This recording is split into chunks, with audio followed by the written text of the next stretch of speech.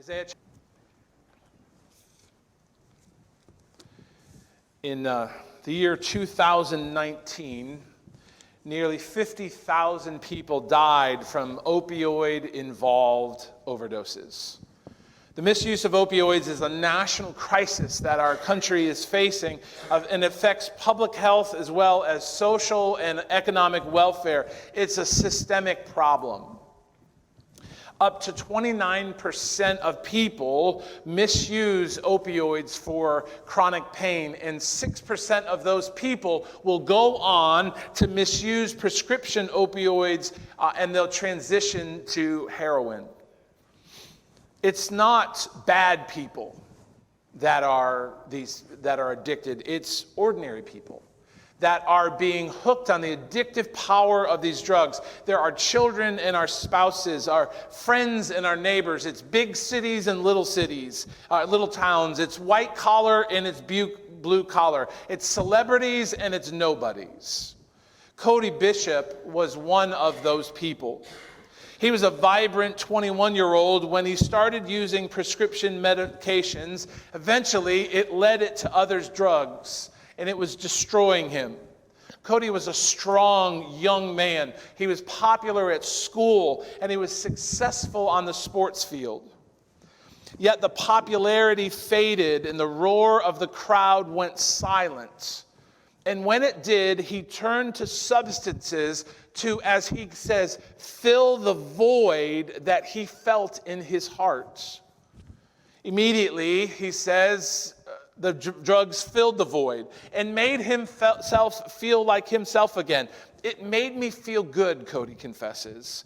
I felt important again, but it was fake. In reality, the opioids were changing him.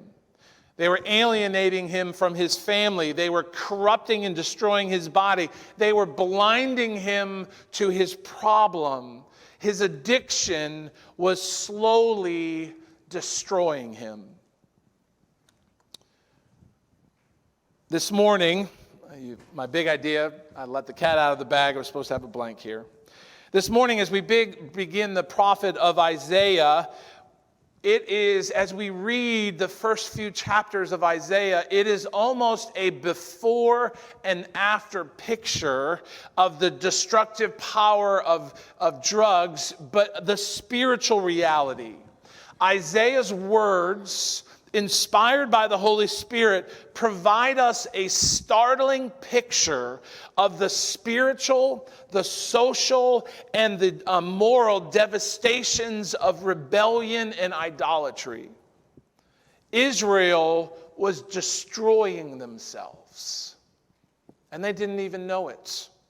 They thought they were okay. They thought they were serving their God, but in reality, they did not know him, and they were far from him. This morning, I want you to know this, Allah behind me, that rebellion against God produces, and I see a grammar error there. That's terrible. It's bad when you see it right in the middle of the big idea. Rebelling against God produces devastation and destruction. Rebelling against God produces devastation and destruction. What does it do? What does this rebellion do? It alienates us from God. It corrupts, and it brings blindness. It alienates, it corrupts, and it brings blindness. Let's look at the first one in verse 2 and verse 3. To be able to set the stage, because I want you to understand the tone of these. It's not just reading it, but as we read prophecy, it's really poetry. Have you ever felt used by somebody? Have you ever poured your time and your energy and your resources into a person only to be repaid with ingratitude, apathy, or contempt? I imagine you do. And you're probably thinking of that person right now. And maybe after all that you said and done, and you said, after all that I've done for you, this is how you treat me? If you have ever had that feeling, or as I say these words, those feelings are bubbling up in you again, you are beginning to understand the tone of these verses. These are not soft-spoken words, but they're words of angst. They're words of grief. These words are the laments of God. And as we read, we can almost feel the shocking pain of God through the words of Isaiah. Notice verse 2, it says, "Hear, O heavens, give ear, O earth, the Lord has spoken." And God says, "Children I have reared and brought up, but they've rebelled against me." The grief of our God is so great that he turns to all of creation, all of this creation that is good, and he says, "I want you to be a witness of your Creator's grief." He summons the moon and the stars to listen to the lament. He calls the mountains and the seas, the valleys and the rivers to hear the sorrow of their Maker. This grief is not just the overflow of being forgotten as a creator, but because they have forgotten God as a redeemer and a deliverer. These words flow from the heart of God that's grieving. We know the story. Back in Egypt, Israel was in bondage, and they cried out to God, and God heard them.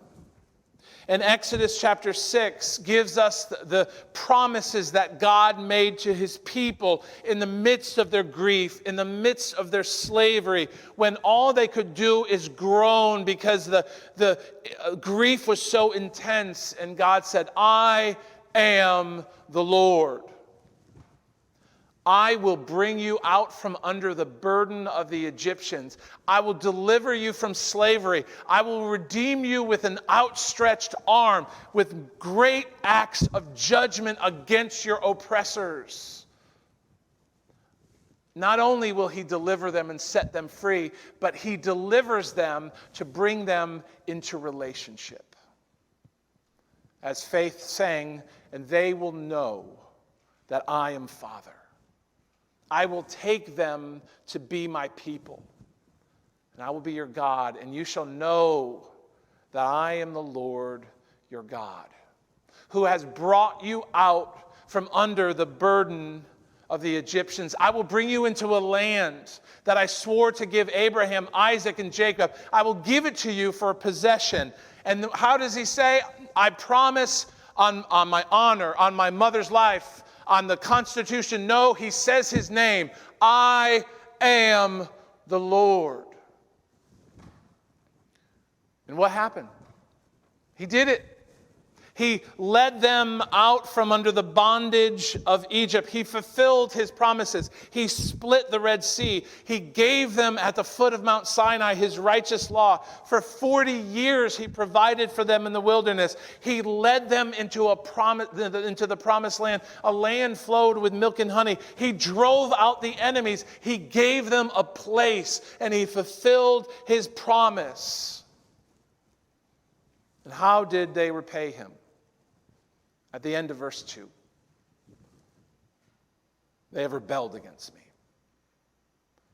After all I've done, this is how you treat me." Israel was not just a spectator in the work of God's second hand. They experienced God's deliverance and provisions. They were eyewitnesses that the Maker of heaven and earth was their God. Their God who delivered them, who fulfilled his promises. And how did they repay him?